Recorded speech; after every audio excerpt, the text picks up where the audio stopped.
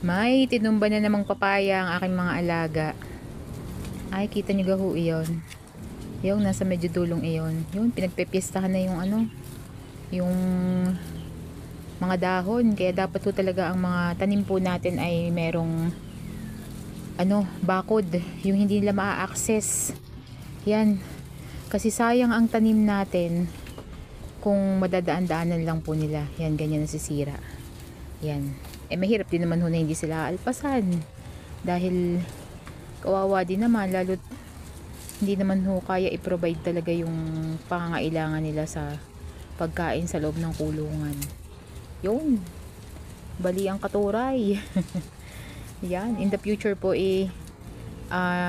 babakuran na po namin yung tataniman namin ng pagsasama-samahin na ho namin yan. Katuray, papaya, malunggay, mulberry, ano pa ba? Madre de agua. Yan, pagsasama-samahin na ho namin para hindi na ho talaga nila na nadadaan-daanan at napupuntahan. Yan ho.